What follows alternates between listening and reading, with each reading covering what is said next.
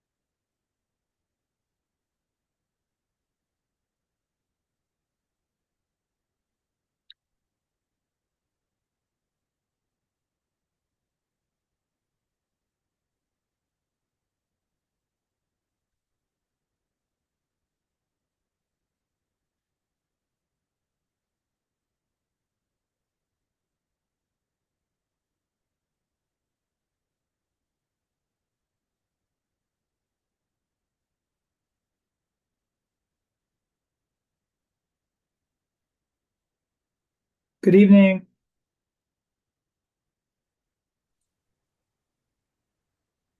Hello. Hey, Noreen. Hi, Doug. Hey, how Hi, are you guys Jason. doing? Hi, everyone. Good evening.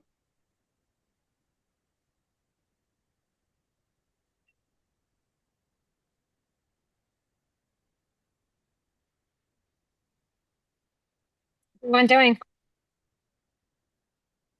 Doing well. How are you doing?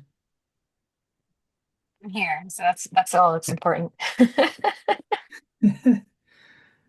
I'm My glad you're kids here. are like, my two little ones are like fighting like crazy downstairs, so we'll see how long I can last up here. I'll be fine.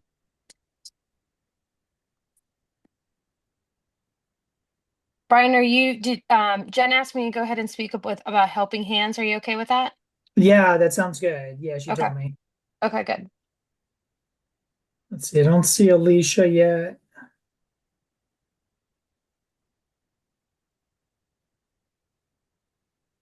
Jason, is there anyone from your team that should let into the room?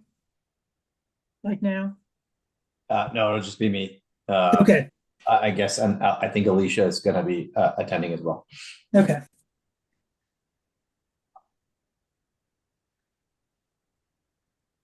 So there's Alicia.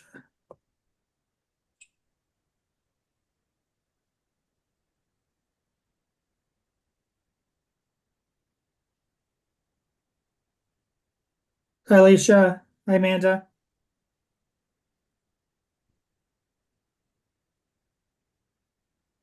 Looks like you're on mute.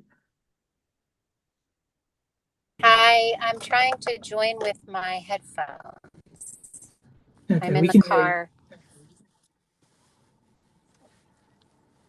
Hey Brian, good evening, everyone. I have Hey to take my Jason. daughter to Hey, swim. Alicia. Hello. Hey. Hi, Alicia.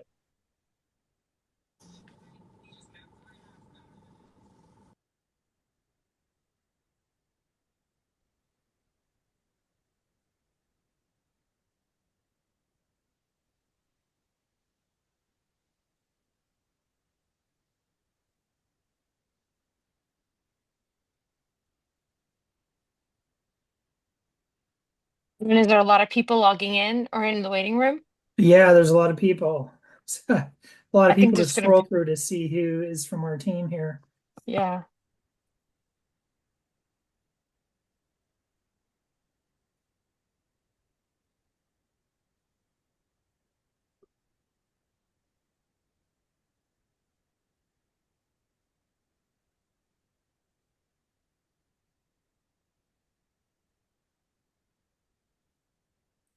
Doug, did you watch the testimony when we Did you ask, testified? did I watch? Yeah. Or did you listen to it? I did. I mean, I heard people talk to me about it, but Okay. I actually wouldn't know where to find it. I imagine maybe in the board archive. Yeah, I think we can share the link from I think Brian shared the link. We can share the link with you and you can watch it if you wanted to. Yeah, I'll Sure. share the link with you. It Yeah. was good. It was good Yeah, testimony. people definitely talk to me about it though. That's awesome. That's Mhm. good. I told Yusuf when he spoke to ask for hurdles. So he did. So I'm like, okay, let's. And they said they would give it to us. So if it comes, let us know. I hope it does. We'll see what else happens. All right, I'm gonna go ahead and let everyone into the room, and then we'll give it about a minute or so everybody can join that didn't log on yet, and then we'll get started.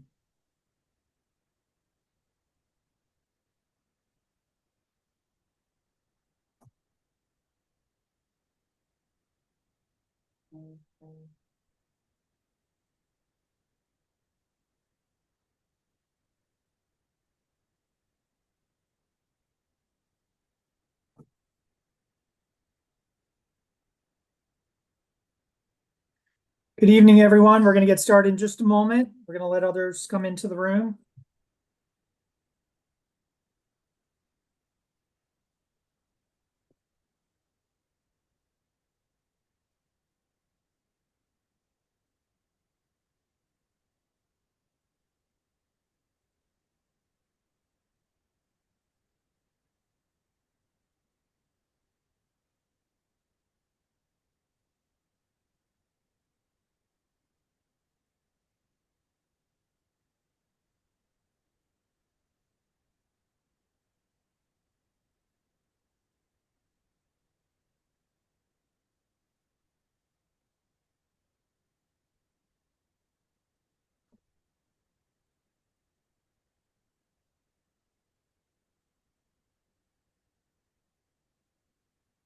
We're going to go ahead and get started so that everyone knows there is a recording in progress.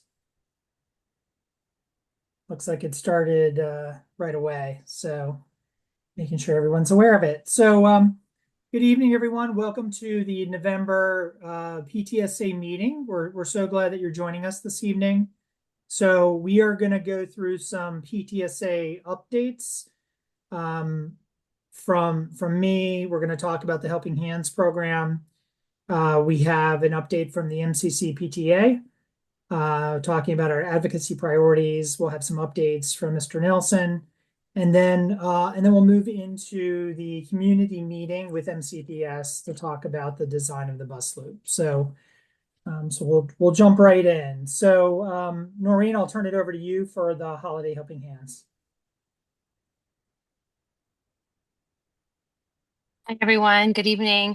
On the Holiday Helping Hands, you might have seen some of the emails that are coming out from Nikki and Jen, who are both our co-chairs, doing an incredible job. We encourage you to please visit the website and purchase off the registries.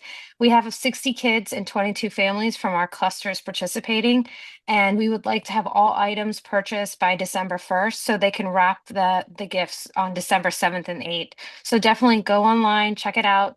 And if you have any questions, you're welcome to, I'm here on the meeting tonight. You're welcome to send me a message, or you can just reach out to the Holiday Hands to their email address. But bottom line, we need everyone to please help out. This is a great effort for our community. And that's it.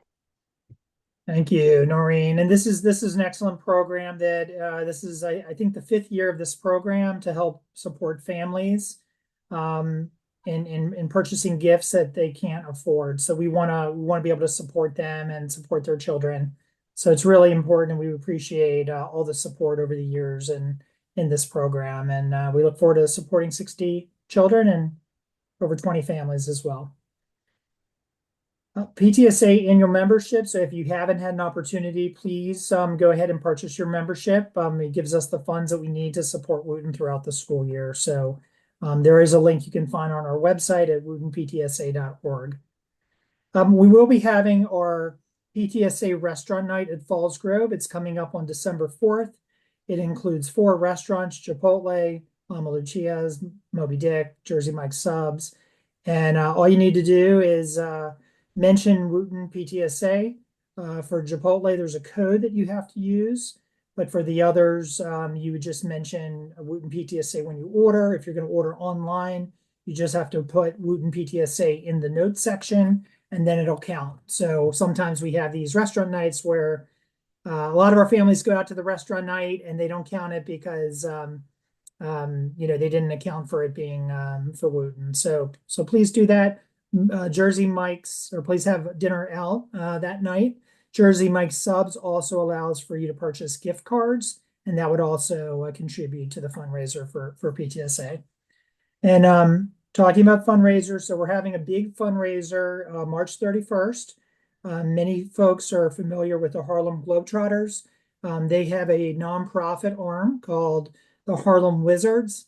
The Wizards will be coming to Wooten March 31st from 7 to 9 p.m. We are going to have a great night. It's a cluster event, so all 9 of our schools will participate in this. And we will have a silent auction as well. And we're partnering with the athletic department for this fundraiser. So we are looking for some volunteers to serve on several committees: the Games Committee, Marketing Communications Committee, and the Silent Auction Committee. And so we really need volunteers to help us with this event. It'll be fun, and we'll be engaging the entire cluster in this event. So hope you can volunteer or know somebody who maybe would be willing to join us for that. All right, I'm going to turn it over, and if you're interested in volunteering, volunteers can reach out to me. So I'm going to turn this over now to Amanda and Rebecca to talk about the MCC PTA advocacy priorities. Those Amanda and Rebecca are the Wooten MC PTA delegates. That's the Montgomery County Council of PTAs. And they vote in the monthly delegates assembly. They attend those meetings and they bring back what they've learned. So Amanda? Sure. And so Rebecca's here too, and so she'll jump in if need be. She's going to put a survey in the chat, and that is a survey you guys can use to express your thoughts about the 11 priorities that MCC PTA are putting forth. They're grouped into 4 different categories: learning safely, which includes information about firearms on campus and gun storage. It also includes information about personal mobile devices, safety audits, and hate bias, bullying, harassment, and discrimination responses. Then learning cohesively, which talks about the multi-year budget roadmap.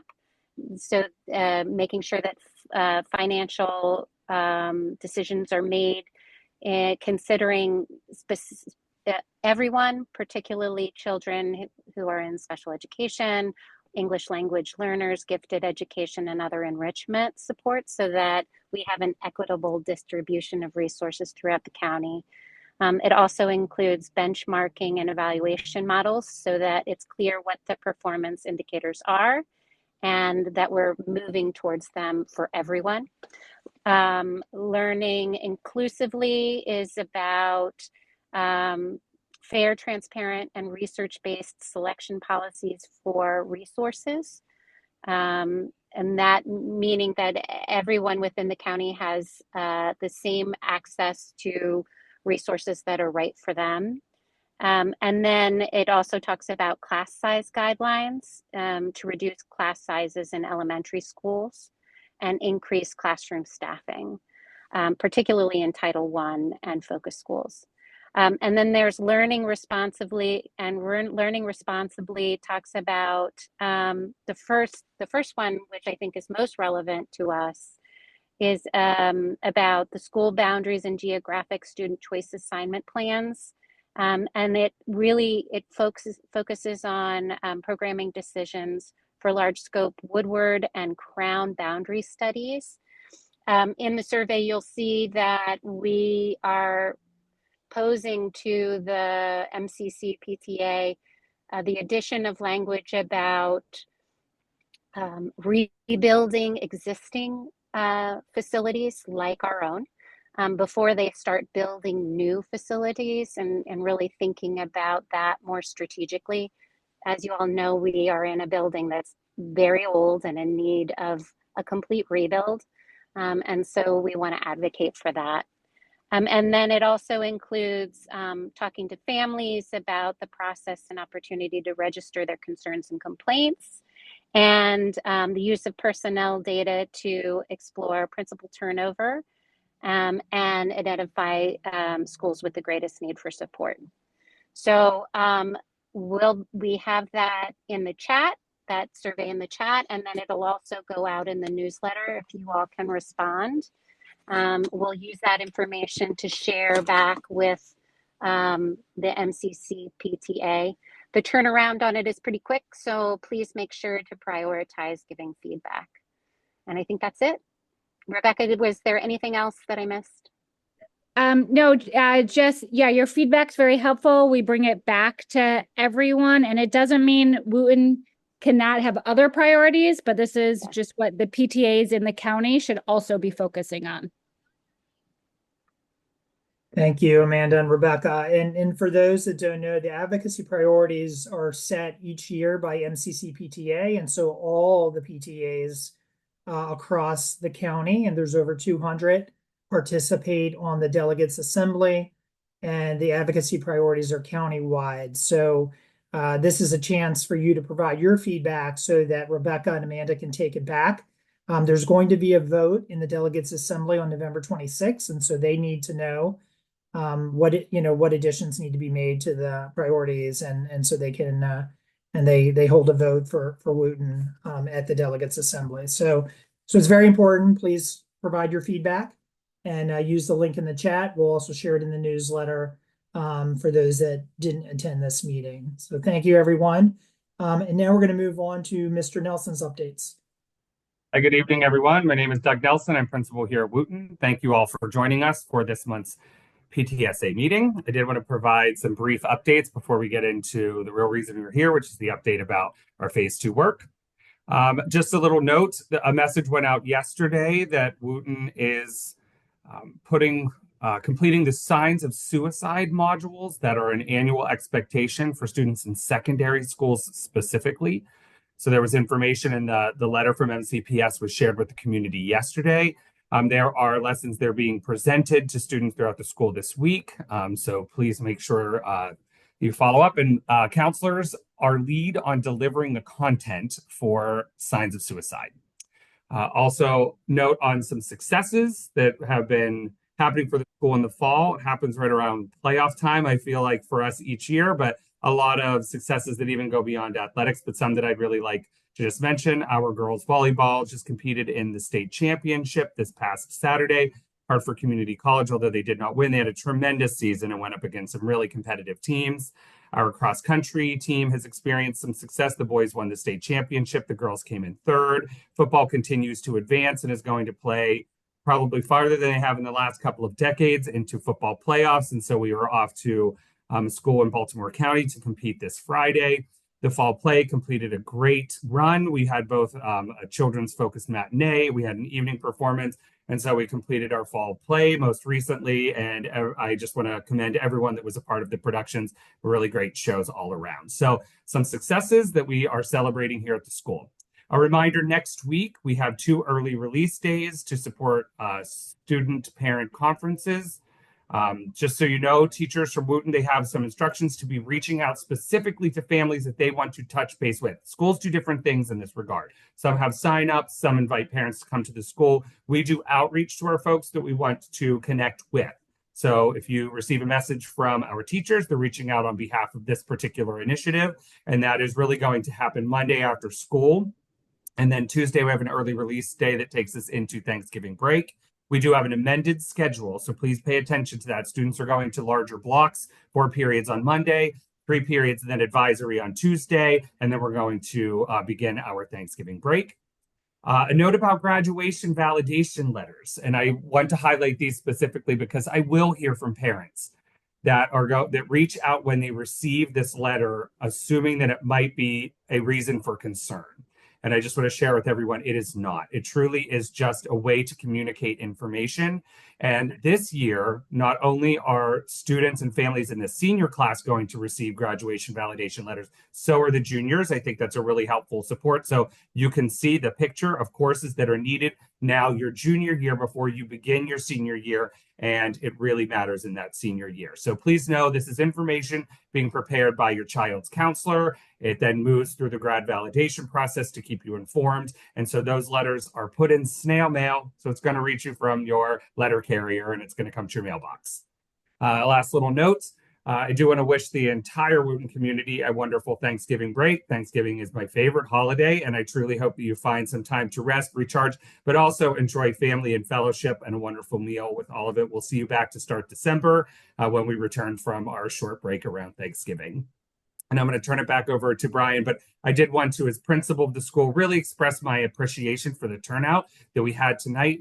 Information that we're sharing is really impactful to our school and our school community. And we have a really good turnout for our PTSA meeting tonight. So I want to encourage everyone that came out tonight, please pass this information along to others, encourage them to come to the PTSA meetings because there really is a helpful and supportive flow of information that matters a lot for our school. So thanks so much for being here and for engaging with us tonight. Thank you, Mr. Nelson. All right, and the last thing I had is I wanted to provide a highlight of upcoming meetings. So for December, we have our PTSA meeting Tuesday, December 17th at 7 p.m. That's our annual Wooten alumni panels that we have where students who just graduated last May will talk about their first semesters in college. So we look forward to that, and we invite parents and students to attend that meeting, and it's always informative. And then of course the principal's monthly virtual coffee chat. That one will take place on Friday, December 20th. I see I put the month in twice, but it's December 20th, and I know that's our last day before winter break. It's in the morning at 9 a.m. So hopefully you can join us for that as well. And I would like to welcome Mayor Ashton. And do we have any city council members on the call as well tonight?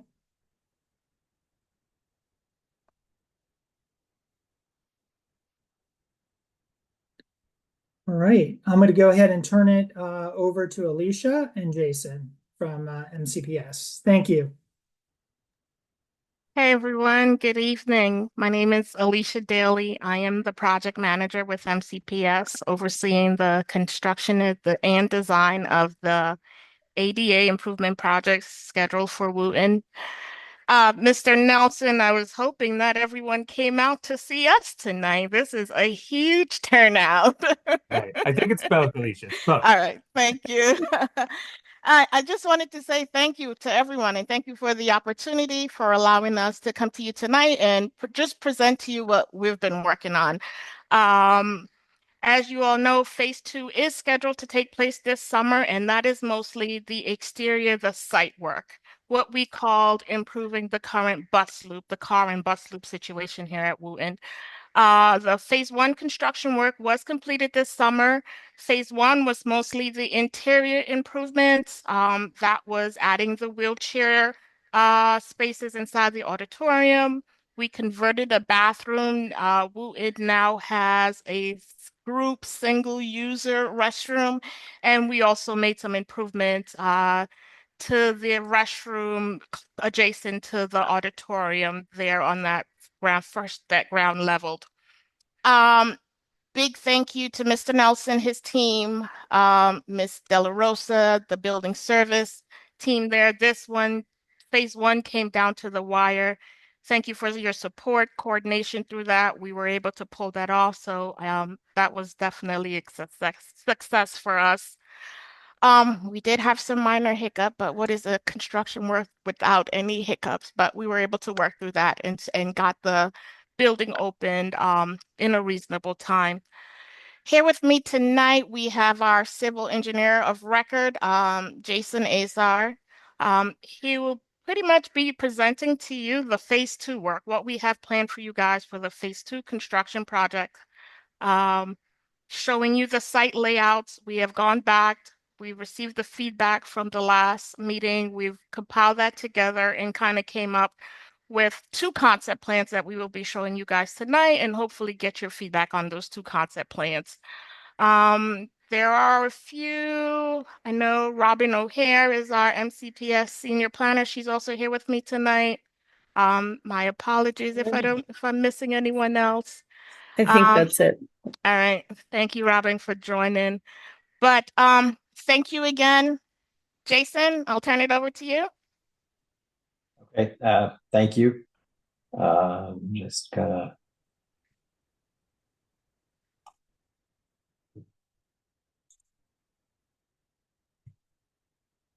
Can everybody see that?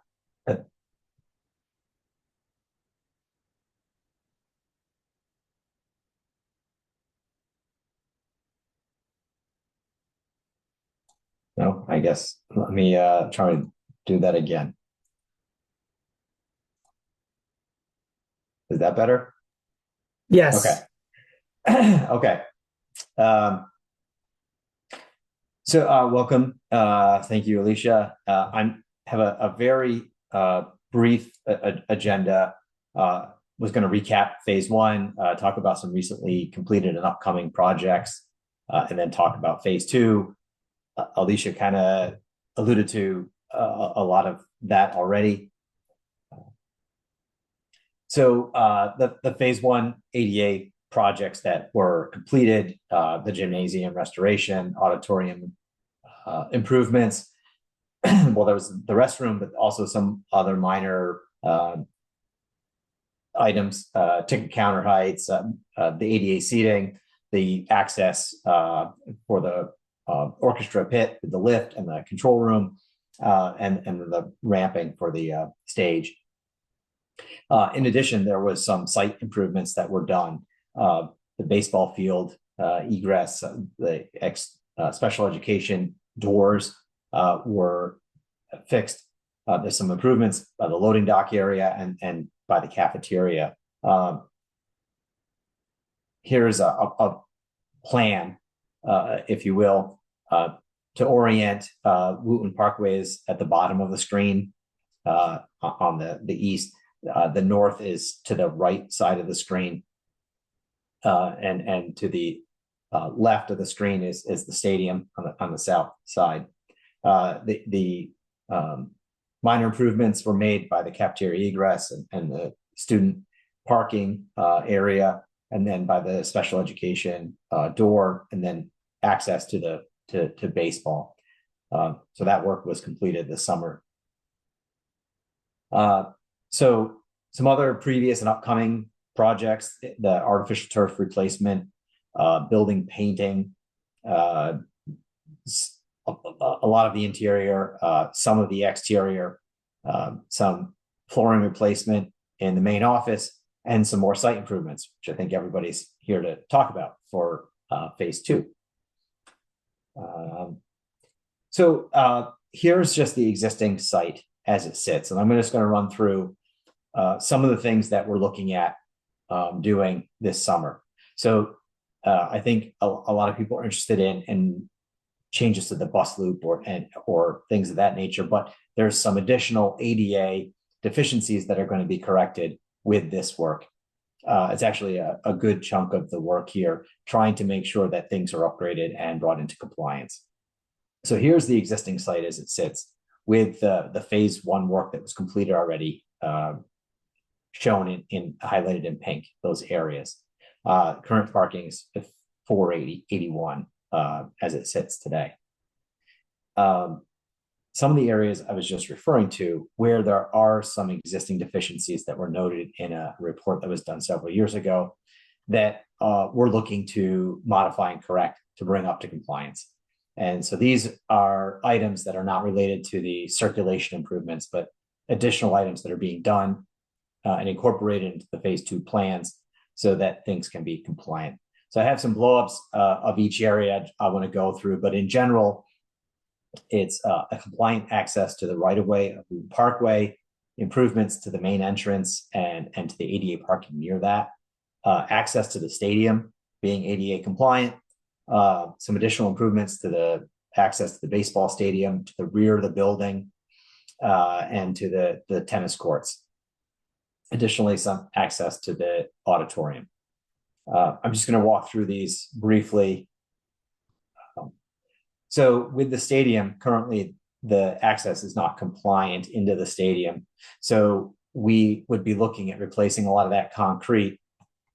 I don't know if you can see my cursor here, but the ticket booth is right here, and there's the donation brick plaza area kind of in this area here. We want to maintain that, so we've come up with a plan that will work around that and still allow that to stay in place and be protected while maintaining and getting the site into compliance.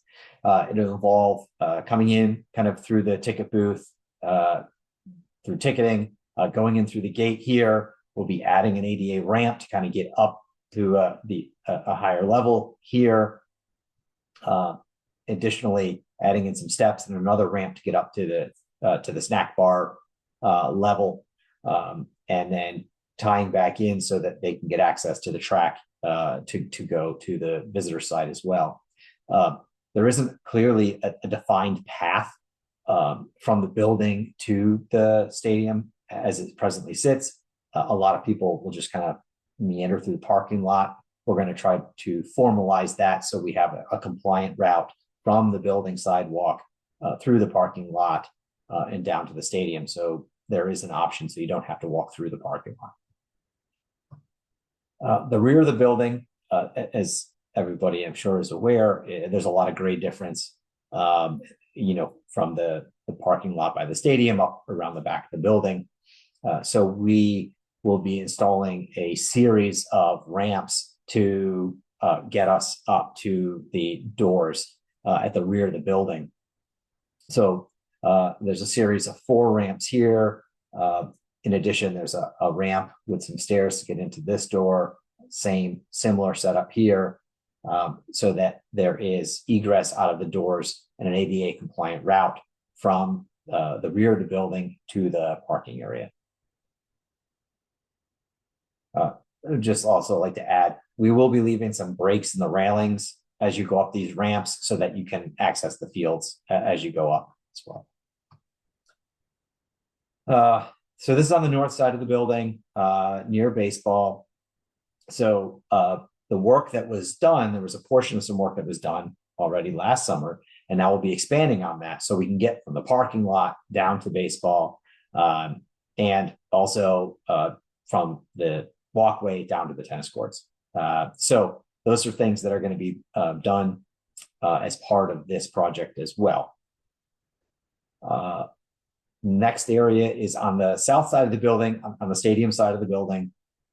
There's some ADA parking that is in that vicinity that is not compliant. That will be upgraded. The spaces will be updated with, they'll be poured out of concrete, have appropriate signage and ramps and slopes that are compliant as well.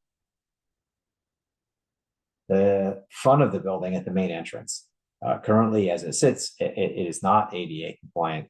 That'll be brought into compliance. The ADA spaces in front of the main entrance will be brought into compliance. There'll be a landing up by the door for a push button to open the door so that things can be brought into compliance near the main entrance as well.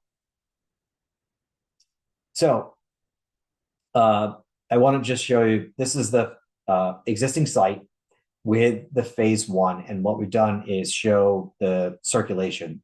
Some of you may have seen this in previous meetings.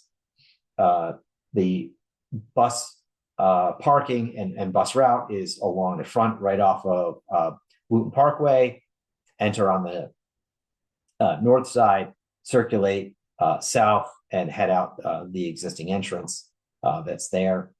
There are staff and visitor parking along Wooten Parkway and on the north side of the building. So in this existing scenario, buses make left-hand turns, passenger vehicles make right-hand turns. Additionally, any pedestrians that circulate through here have to cross a drive aisle to get to the main entrance. Student and staff parking on the south end, and the parent drop-off line that follows this route here. So the first of the 2 concepts that we wanted to present for phase 2. This work that we're showing here would be in addition to the ADA stuff that we were just talking about and work with the ADA improvements that we were talking about. This route maintains the existing entrances along Wooten Parkway and renovates the parking on the north end to allow for bus parking for up to 24 buses and circulation throughout here so the buses can make a continuous loop and circulate back out through the existing entrance. This allows the special ed buses and parking to drop off at the main entrance, which will now have an ADA compliant access route and circulate through the existing exit onto Wooten Parkway. Staff and visitor parking would remain, although in a decreased capacity, as indicated. The total parking on site would be down to 372 under this scenario. The southern parking lot, the parent drop-off would remain largely the same in this location here.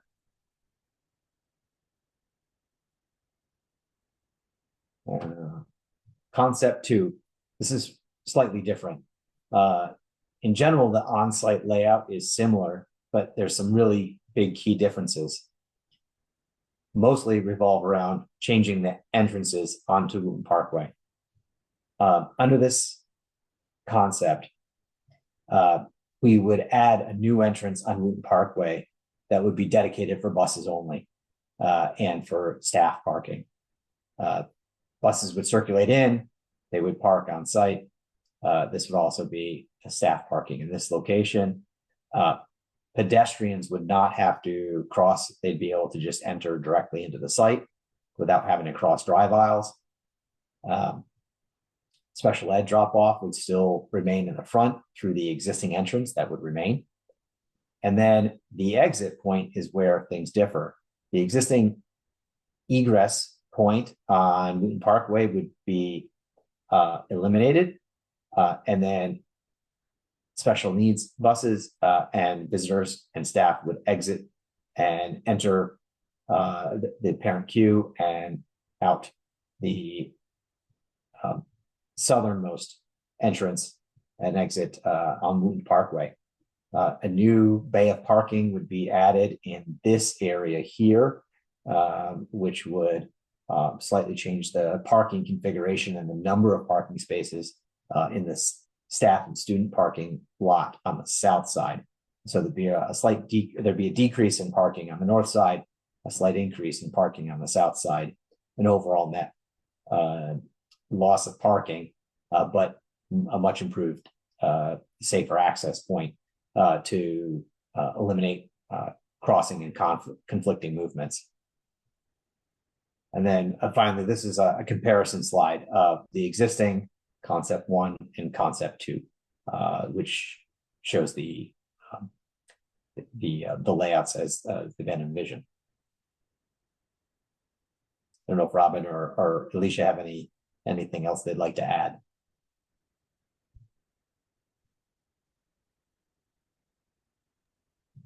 Only thing I would like to add in both concept 1 and 2, at the student drop-off adjacent to where you see the buses, we will do the concrete there to make sure to provide a safe path back to the building, to the front of the building or entry point on the side of the building.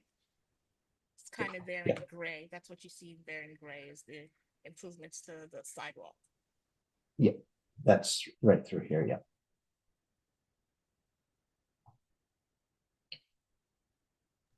Those are the 2 concepts that we're currently considering.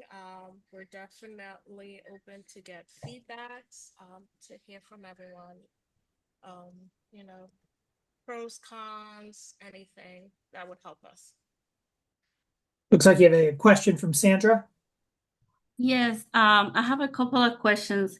So for concept number 2, it seems that there are only one way in and one way out. What about in case of an emergency evacuation, and how will that impact getting the students out safely? Well, that's true. Presently, there are two ways to egress. The north end here, these people come in. There's kind of conflicting movements. This is an out only, and then this area right here, you go in and out. Under this scenario, you would still basically have the same egress points, out, and out. In concept 2, this entire area would be an in and out, and then this would all flow out. So there is a reduction. The one thing I think in terms of an evacuation, this concept is a more typical alignment for a school where we make sure that the buses and the passenger vehicles are separated and don't cross. Under this scenario, all the buses and all the students on them would not have to cross a travelway where there are pedestrians or passenger vehicles. Except for the disability buses that are going to be competing with the passenger vehicles on the left. They do. They do. And they often come at different times and are usually staggered.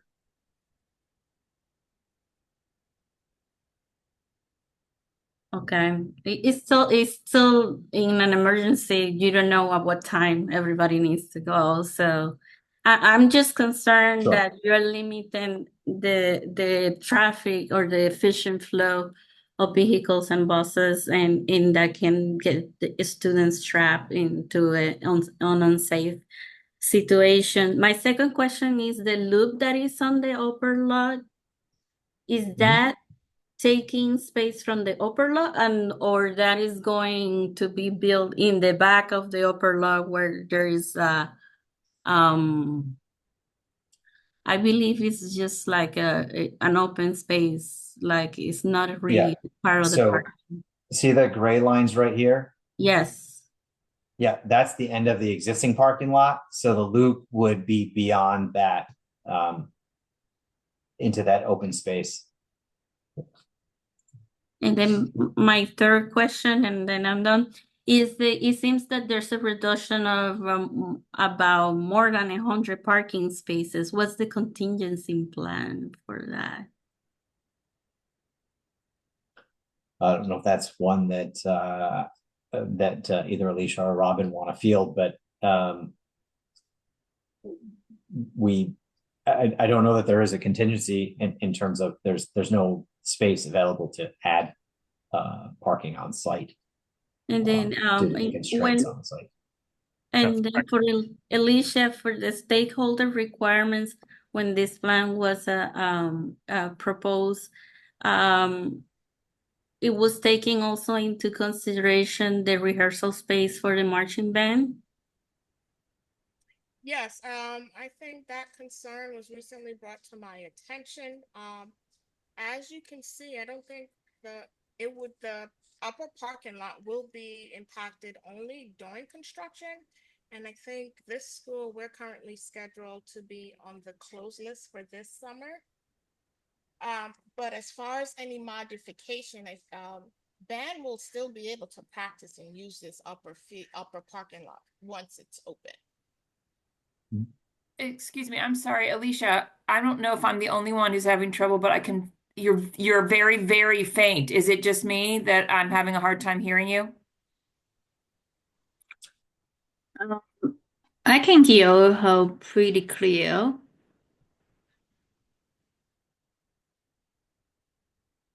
Can you hear me now? Is this better? That's better, Alicia. Yeah. Sorry, my mic wasn't Much better. Thank properly. you. But yes, so definitely. Yes, I've heard about the recent concerns with about bands concerns and practicing in the upper parking lot. During construction, this building is scheduled to be closed this summer because there's additional improvements scheduled for this summer. But once the work is completed, that upper parking lot will be open and available for band to practice.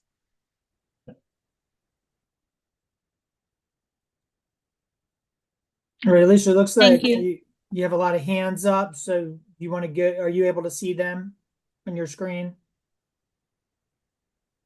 Or do you want me to just call them? If you can call, that would be good. I'm also Okay. taking notes also, just to Okay. Yeah, I can follow only up. see some of them. Well, let's go to Deb. So your hand first. Oh, yes. So if we're looking at the two designs, since it is a multi-use space and it's a practice field in addition to the parking lot, in this case, will having a second entrance impact being able to wheel the instruments up through that? Because it looks like there's the one concept has an entrance onto the main road when you construct a new one versus the old one. So did you take into account the requirements and considerations of transporting all the practice instruments up to the practice space? So, And- go ahead, Alicia. No, Jason, go. I was gonna say, we're adding a sidewalk to connect from that's what Jason kind of highlighted in gray to make it an accessible path from where you see the buses are there back to the front of the building. So we're making it more accessible. But some of the instruments can be very long and they do not go really over curbs. Yeah. So I can appreciate that. I'm a band dad myself, and I know the marimbas and the vibes are huge and can get unruly when you push them. So I'm not exactly sure what door you're coming out of for rehearsals, but this will be a very wide sidewalk with ADA ramps.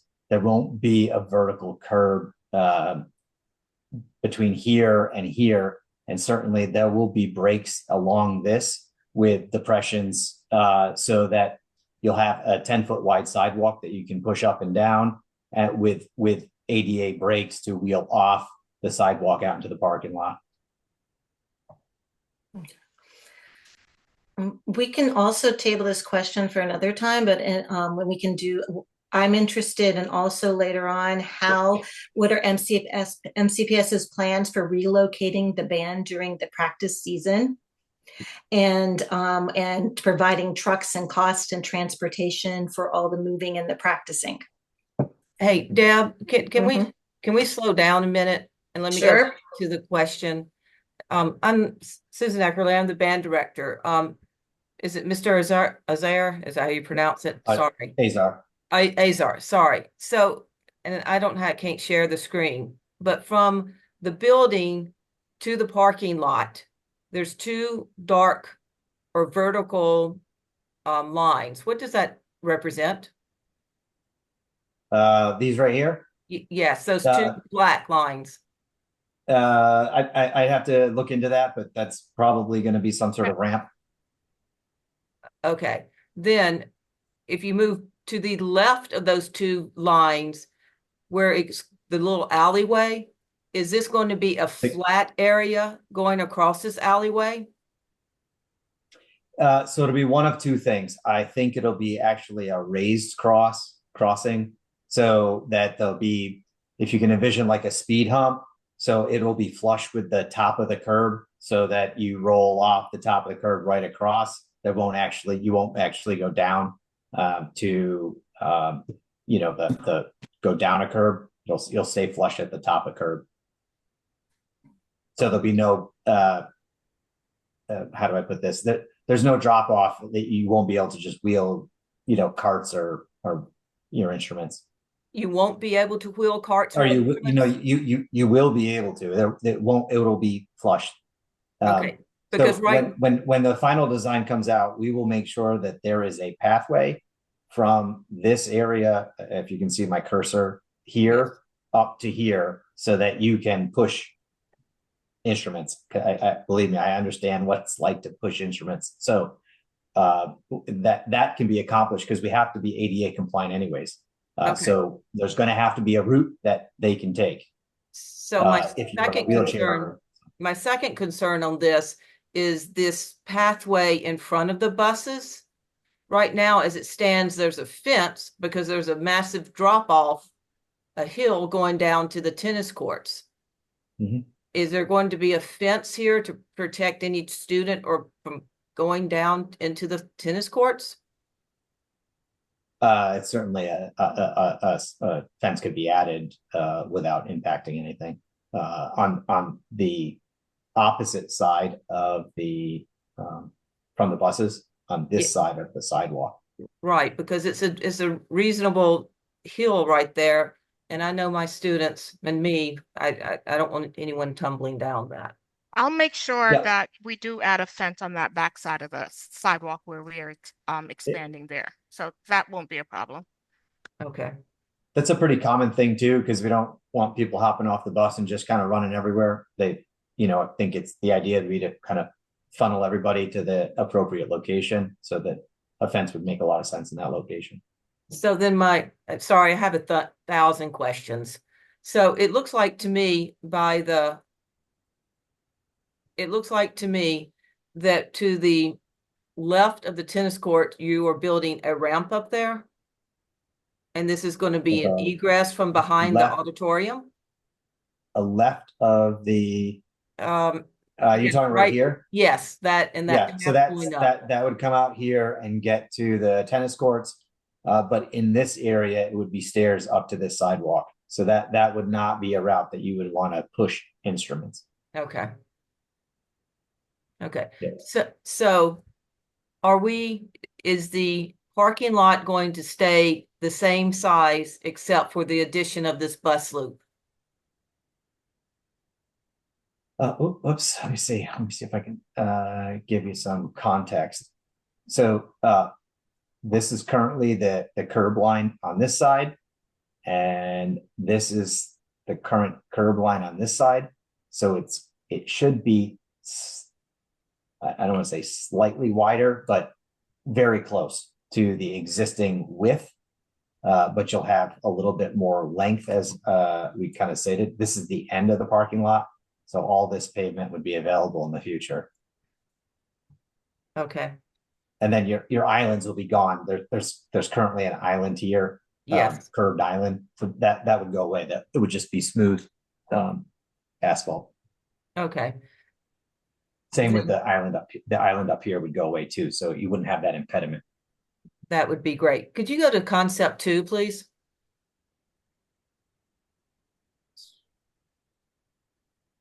So down where the new entrance is going to be,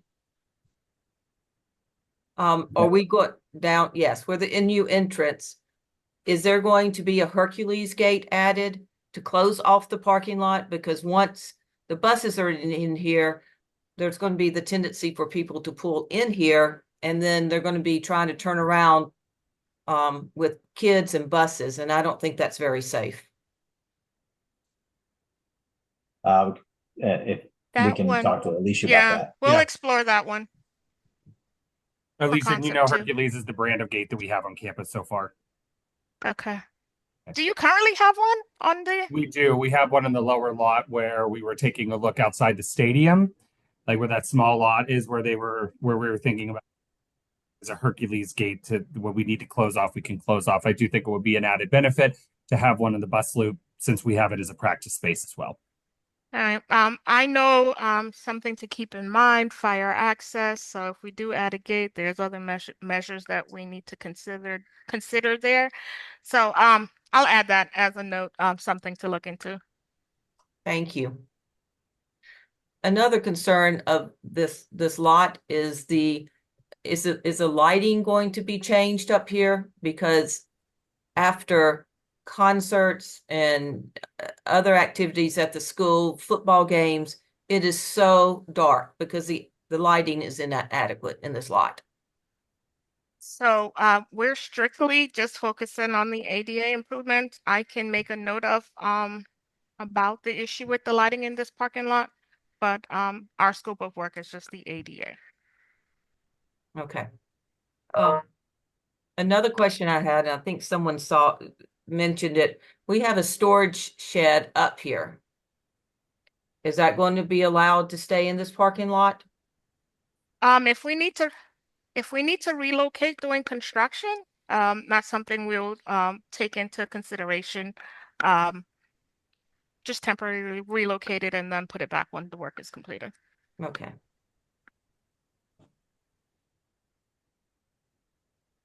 So then, anything else I've forgotten, anybody? When you say a storage shed, are you talking about like a shed that's like on skids, or is it got a It's a sea foundation? container. It's a sea container. Does it have to be in the parking lot, or can it be in a grass adjacent to the parking lot? It can be in the grass adjacent, but there's no grass available right as it stands now. Well, yeah, there might be in the future. Yeah.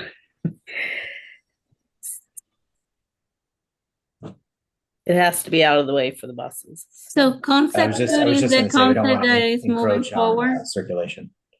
At this time, we're taking feedback on both. We don't have okay. a definite as to which one is going forward. Oh, okay. I just wanted to make sure. No problem.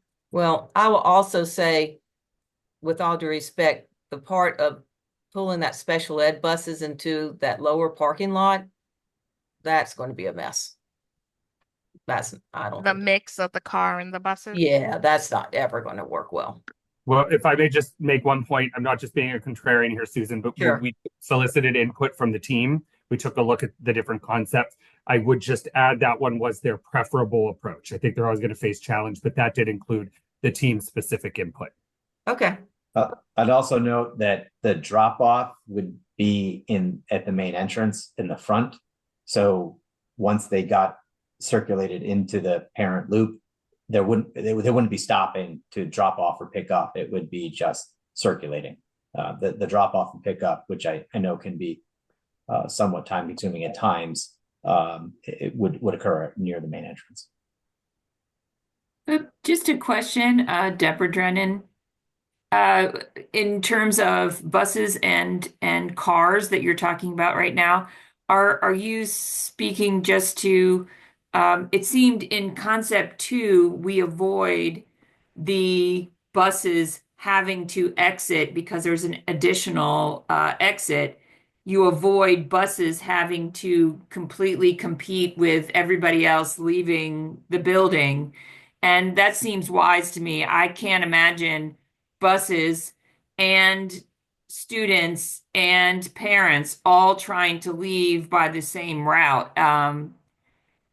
Therefore, to me, concept 2 seems much preferred because I can't imagine that the other idea working very well. And I wasn't clear, Mr. Nelson, were you saying that the staffs, was that speaking just to the ADA drop off, or was the staff input that they liked the egress of concept 1? Sure, I'll start with that one, but I would also like to, I have a similar concern about the special ed buses going through the lower lot when seniors are arriving. I mean, I really think that could be very, very challenging and tough. What I was speaking about for the team is when it came to where they would like to see students, because there was another concept that is now off the list, which was to have students come down from the upper lot. It was preferable to the special ed team to still work in the front of the school.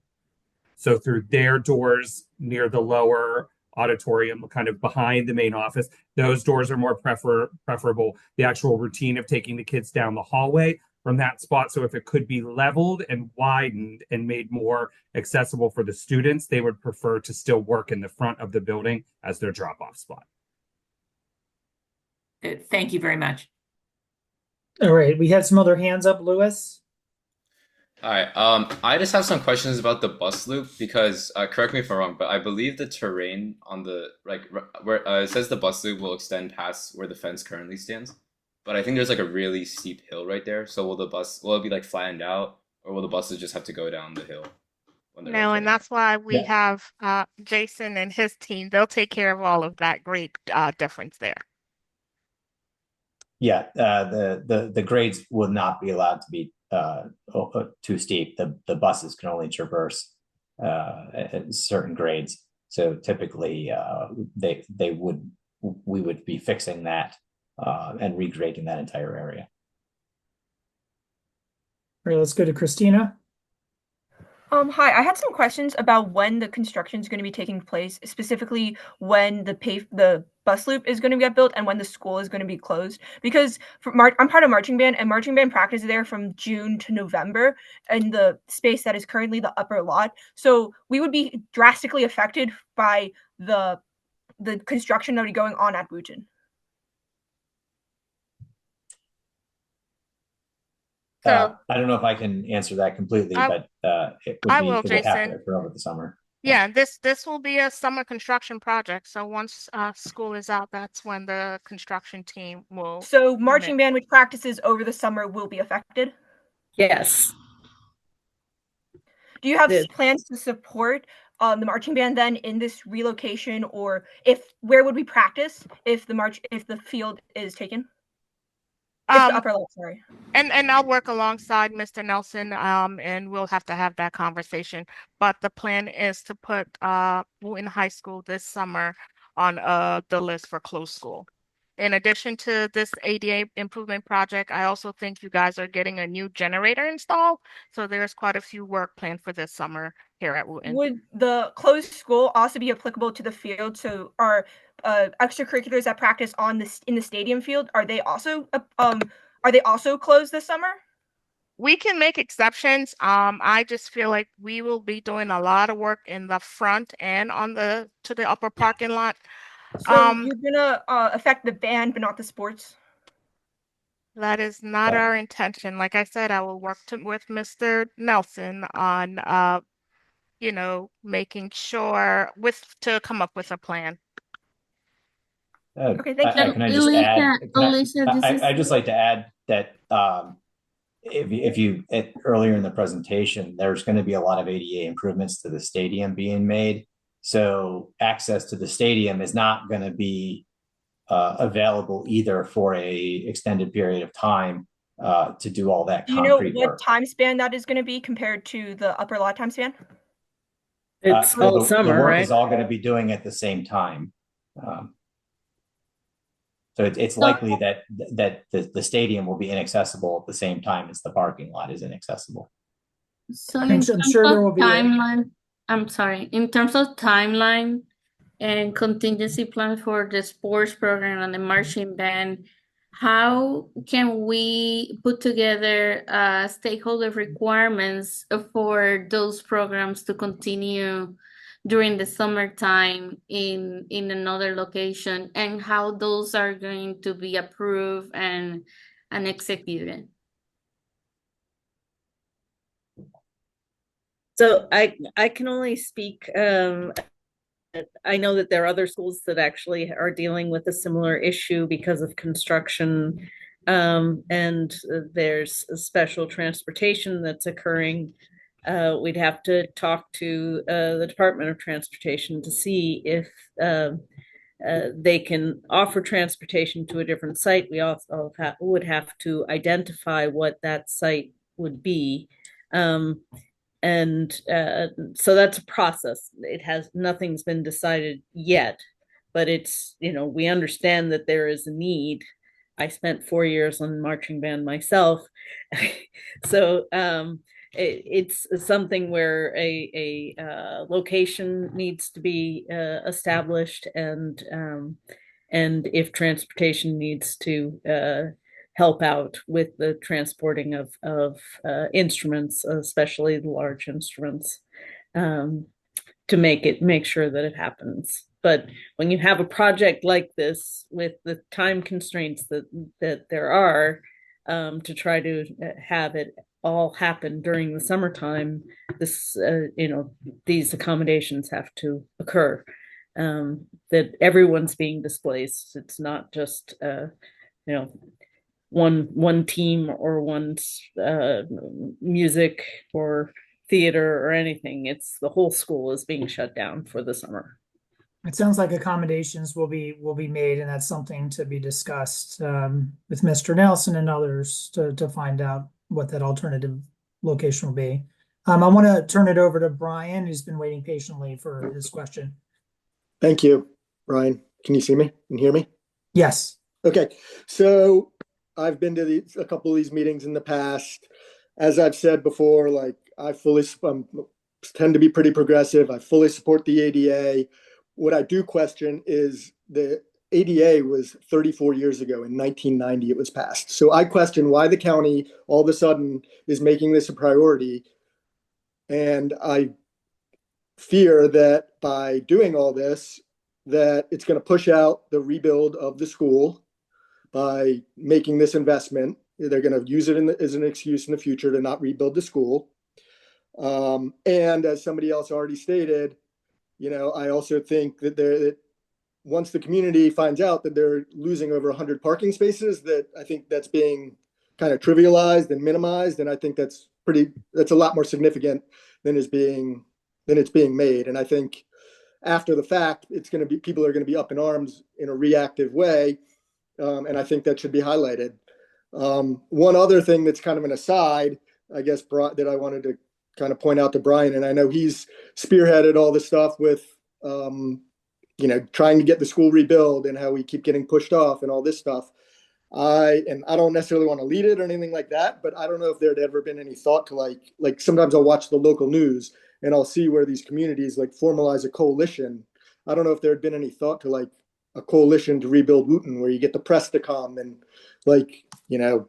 formalize some things to try to get more momentum behind it. Because it just seems like, well, again, I respect how Brian has pushed and done everything he can to try to make this happen, and everyone's gone to the meetings and they hold up signs and everything. It doesn't seem like it's really getting any progress. So I think we kind of have to rethink. I mean, my daughter's going to be long graduated by then, but like there needs to be like some kind of coalition where you get the feeder schools to participate and raise money and get the press and really try to formalize some things to get this moving.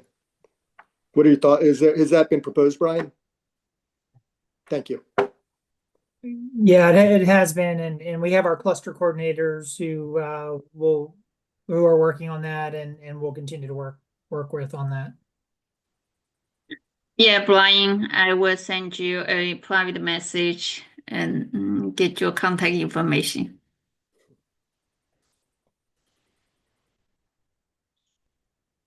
All right, I see Mia. Hi, yeah, I'm a student at Wooten and I'm part of the marching band. And I wanted to ask about, well, first, in terms of who's here in the meeting, I wanted to point out that out of the 93 people, now it's 91. I didn't check these numbers, but at the time when it was 93, 55 were from marching band, and that is 59.1% of people in the meeting. So I wanted to say that. But my question resolved around after school practices once we go back to the school when school starts, because usually after school we practice in the upper lot. And I was wondering how the buses there are going to affect after school practices and how much time we have there.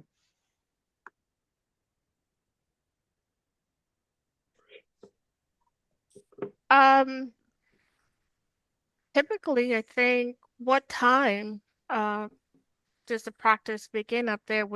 I would believe the bus would be out of there by that time. It should, Alicia. Okay. So there will be no impacts with the buses being parked there. Yeah, Mrs. Eckerly, about what time do you normally kick off practice?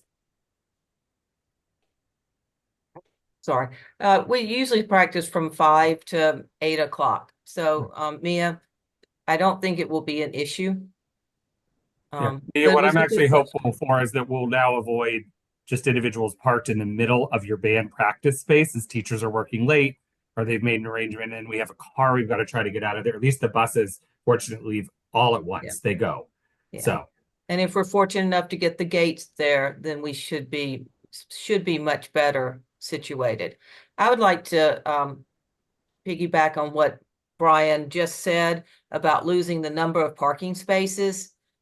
I understand, I get the ADA, I get it, but we try so hard to do ADA that we affect other people.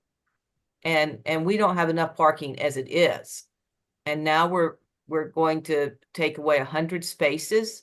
So that means you're going to put some of our students, they're going to make bad decisions and park places where they're not supposed to be because there's not enough parking. I think we might need to really think through this because it's not fair to the students or to that group of students.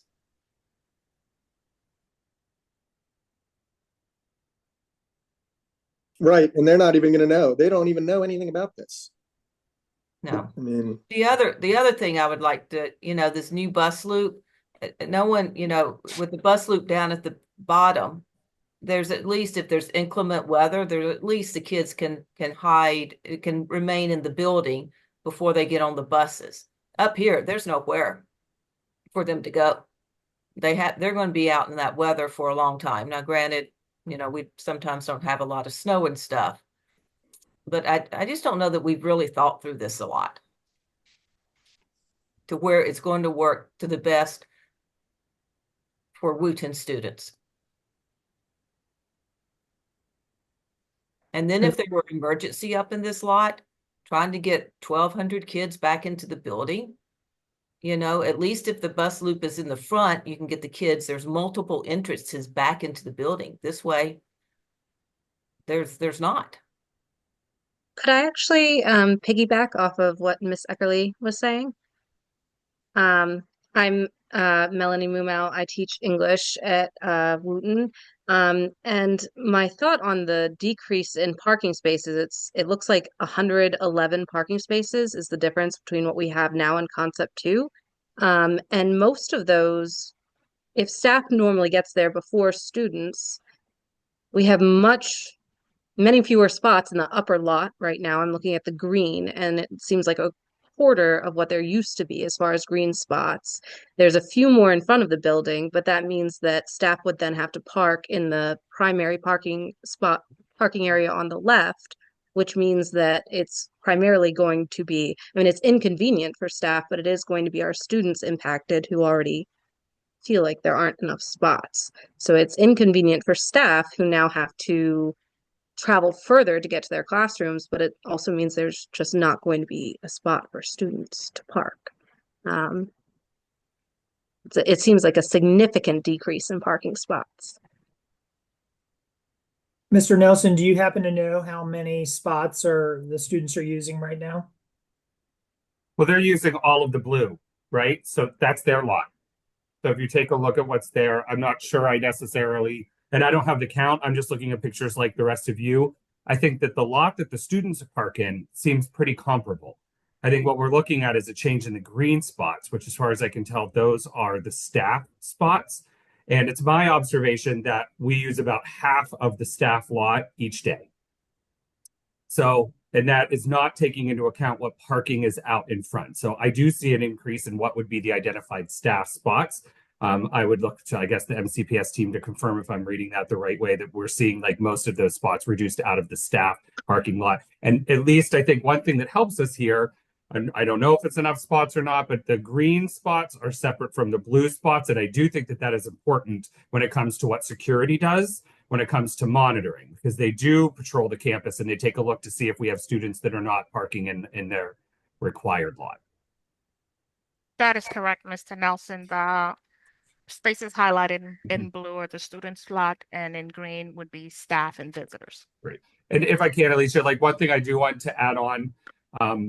So I know that students talk a lot about parking and they want as many spots as they can. But one thing that is happening in our numbers is with the increase of the Maryland blueprint, we have increased numbers that we haven't seen before of students who actually have to have a parking spot. So the juniors that then have to do their required internships, they get spots second to seniors, right? Who could theoretically take a bus to school, but they choose to drive. We have students increasing numbers in certain areas in which they're not in a position where they can bring a bus and still do what they need to do. They're, with that expansion, they have to have access to a car in order to attain their educational program. So if we're saying that all of the blue is full, all the student spots are full, and we're saying that half of the staff lot is full on a regular day, but what this concept two currently looks like is that the staff lot would be cut by a quarter with a few more spots added to the front of the building, but it seems like size-wise, there's about a quarter of the spots. Where are those staff going to park, especially staff that come in part-time or come in later in the day? Where would they put their cars? Don't staff have assigned parking? Or is that No, They have assigned no. lot. Some have assigned parking, some do not, but they have assigned lots. okay? I think, yeah. I will And also add in the lower lot, there's staff that parks down here. So not all this blue right now it might be designated student parking, but staff park down here because they live in this part of the building. So I don't think this is showing the correct what's in the reality of Wooten High School.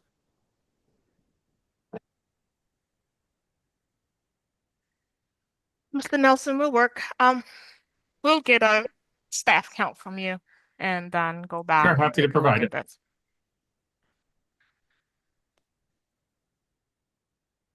Christina?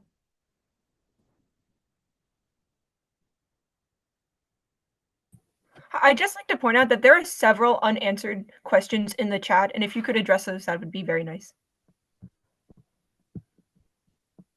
I don't know if you can see the questions right now.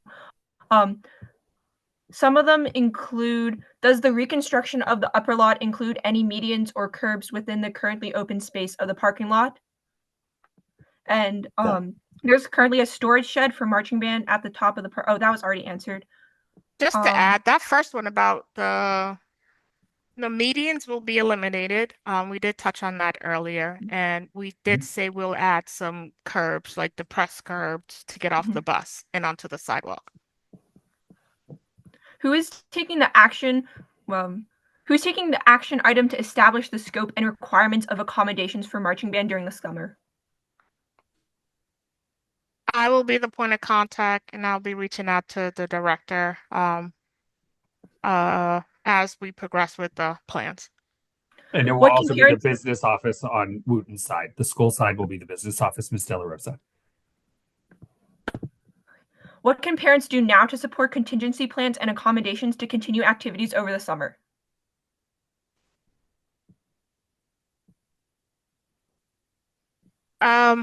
Once again, I'll have to follow up with Mr. Nelson on this one. In order for us to build this, do the ADA improvements, we will have to close all the lots because we do have some work scheduled for the fields. So we'll work on accommodations as to what can be done to make sure that both band and sports can practice. Someone in the chat did ask to look at concept 1 again. Yeah, I did just see that. I put up the comparison of existing concept 1 and concept 2.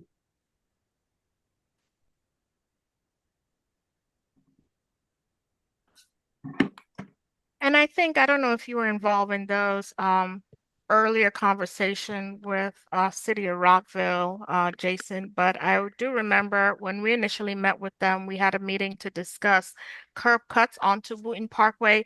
And I think based on the feedback, we currently have 3. We cannot go over that 3. So that's why we can shift them. However, we cannot increase entrance or exits the amount what we consider curb cuts for Wooten High School. So we're very limited based on guidelines from City of Rockville. That's correct. So that's why concept 2 goes around the carpool lot to exit. Okay. Yes. It maintains 3 access points from Wooten Parkway. So we add one for the bus loop. We have to take one away so that we maintain 3. Susan? The crosswalk that's on concept 2 is the crosswalk being moved over? Across right where you are. Is that being right moved? there? Yes, sir. Let me see if there's a better picture of it. I think you can. Oops.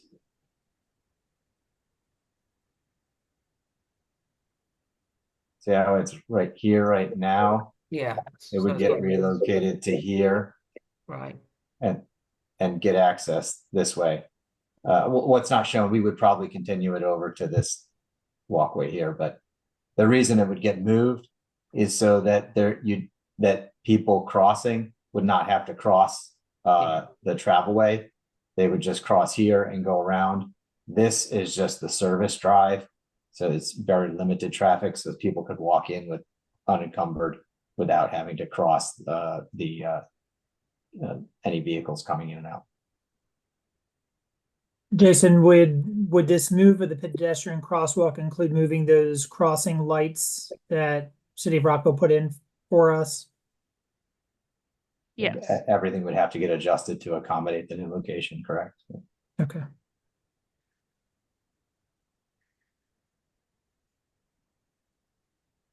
Could I ask, what are the next steps? And this is sort of related to Megan's comment in the chat. What are the next steps for getting community feedback, but also staff feedback on these plans? And how soon will we see, for example, these images of phase 1 and 2 sent out to people in the community, students and staff to get feedback? Just so to bring to everyone's attention, this is probably our fourth community meeting. We've been trying to get the information out to the group. I thank Brian for this platform, but we've had 3 prior community meetings along with constantly meeting with Mr. Nelson, his leadership team. We have presented to the staff. So we will go back to the drawing board, refine our drawings here, incorporate the feedback, what we have, and we'll make sure that information, we'll put it on our construction, MCPS construction website, and we'll reach out to the community, as to when the next scheduled meeting will be. I want to say it's not been presented to the staff. And the last one you had, we had a concert. So it's not like we've been ignoring it. And this one, we're hosting all county auditions right now. So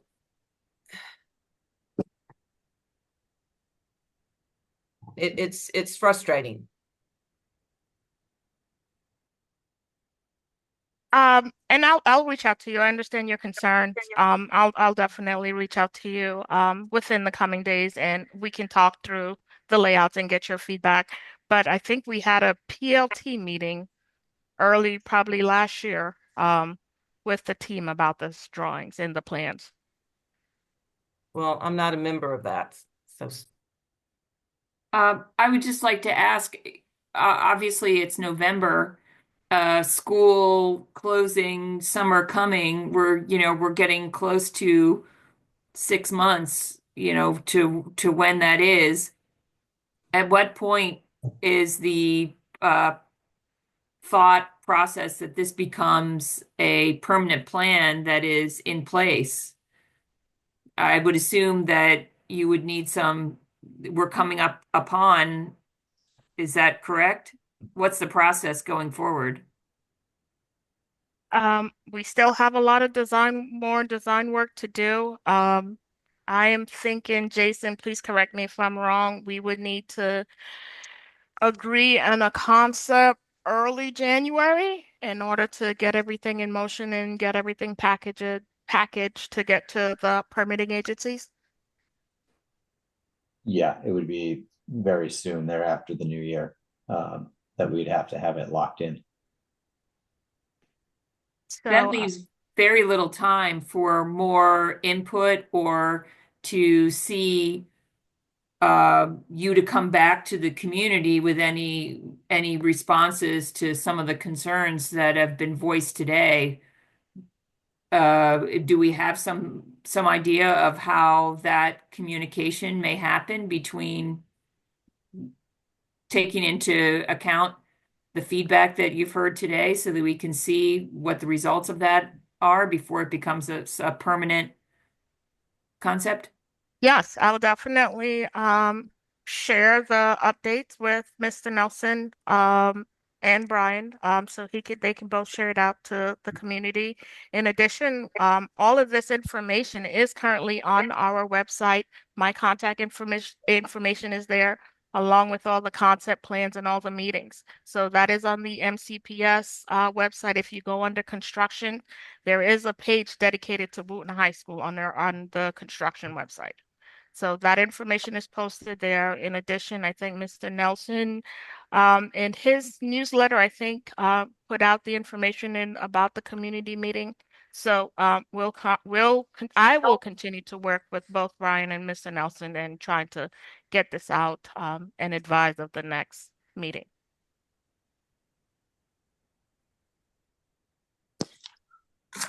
I just wanted to share very quickly that looking on the construction website, I see phase one, ADA site improvements, but there's not there's not this information. And as a, again, a staff member who is very diligent in like reading and paying attention to our emails, I have not seen anything about either of these two concepts shared specifically with the staff. Like staff feedback we have not been contacted about this specifically. And so it would be great if this like phase two information could actually be added to the website, so that feedback can be provided for Yes. it. So definitely. I will have this presentation up by tomorrow. And then if anything, any questions and concern, my contact information is there. So you guys can reach out to me, give me a call, send me an email, and I will respond. I just have one quick question, real quick. Regarding the student parking lot in the blue area entrance, I don't know if anybody have surveyed how much time takes for student to coming to that only entrance. There's actually three bottleneck when the parents drop off the children early in the morning. Right now we have on the Wooten Parkway, there's two signal light, which all the car congested there try to make the entrance to the student parking lot. And there's Wooten Parkway coming from the opposite side, people making a right turn on a red light or so there's a big congestion right over there. And right now, Come here. we are making even worse, I got some having the people riled up about the losing parking space. right. And can we, I know we only allowed to have three entrances, but can you widen it so that you can have the right turn car have their own designated lane, the entrance be widened, for people coming from the opposite side of Wooten Parkway. They can make a left turn in the morning, they can come in, and the other side of Wooten Parkway make a right turn. So this way it's not just like one way in, like one lane to get into the student parking lot. I mean, just widen it, you still have just one entrance.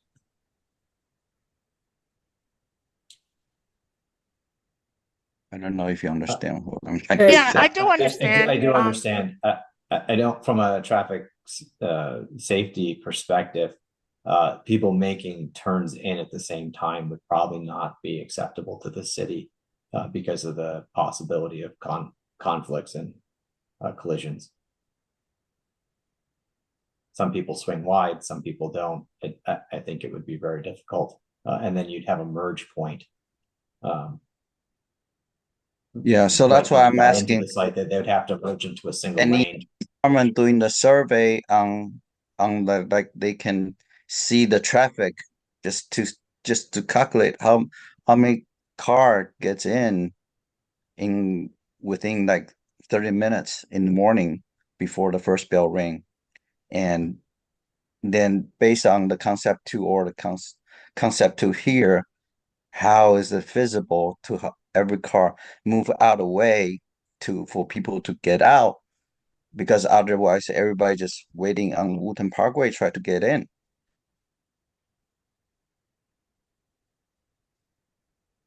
I mean, I can understand your concern. I mean, this is common at just about every school that we visit, that drop off and pickup times because of the queuing is always a concern. Jason, a question for you. How many do you know the number of the green spaces that are highlighted here and the number of blue spaces? I don't have those numbers with me. It's something that we can provide. I'll take note. Yeah, we'll provide that information.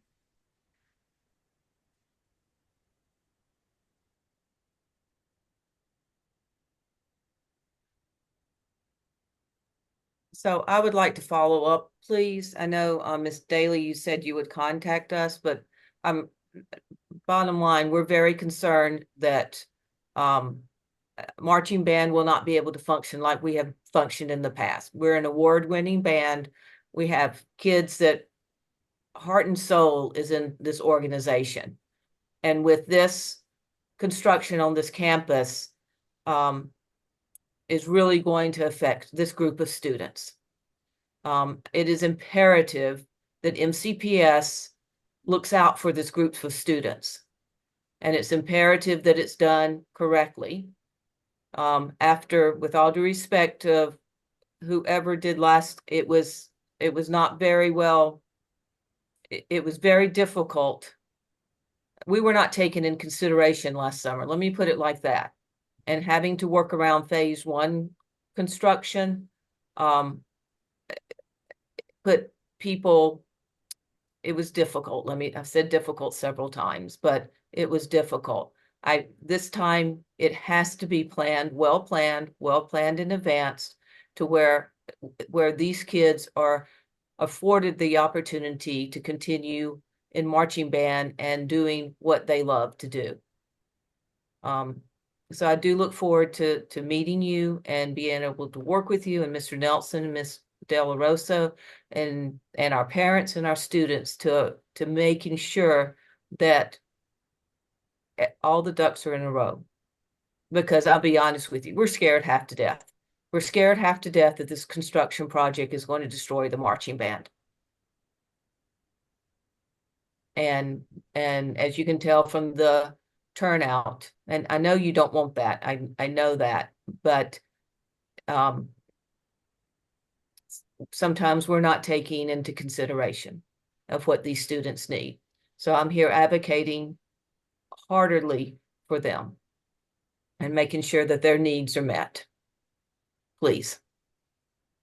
Yes, I hear your concern. I understand, and you will definitely. I'll stop by to visit you this week. Thank you so much. I appreciate it. No problem.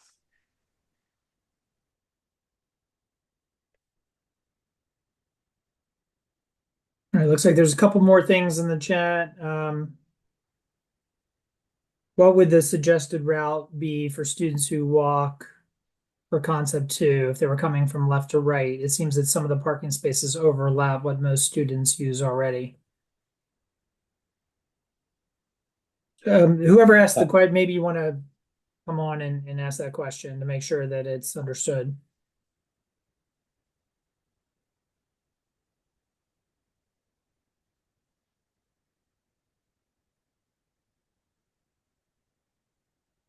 Yeah, I'm not following that. I mean, are they referring to walking up Wooten Parkway?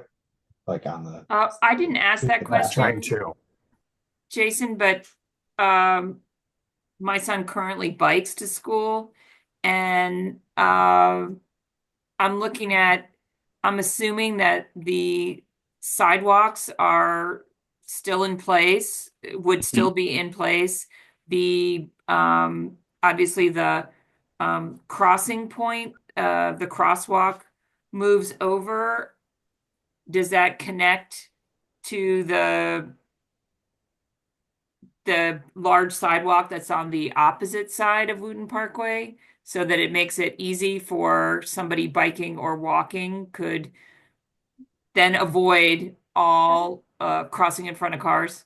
It looks like it does, but I'm asking that question for whoever was concerned. There'll be a connection so that somebody coming up the sidewalk would be able to cross at the crosswalk. Both sidewalks. And I assume this would not affect there being a bike rack of some sort in the front of the school still. there is Yeah. one there now that wouldn't change that, I would assume. Correct. Yeah, that looks like that's still there. That space, that plaza space is still there. Okay. Correct. Thank you. Somebody in the chat asked, two people in the chat asked about concept 3. So concept 3 is off the table. We're looking at 1 and 2. Is that correct? Okay. Just Yes. confirming for That's the my chat. understanding. Yes. Okay. Susan? Along the way from what Deborah, if you're coming right to left, is that sidewalk still going to be in effect? Crossing where the buses enter? So we're going to have student traffic going across the bus entrance, the new bus entrance. Sure, and any pedestrians, the sidewalks on both sides, that's City of Rockville public street, so those sidewalks will have to be maintained. And there'll be a crosswalk across the entrance. All right, I think we've covered all the questions in the chat and all the hands that were raised.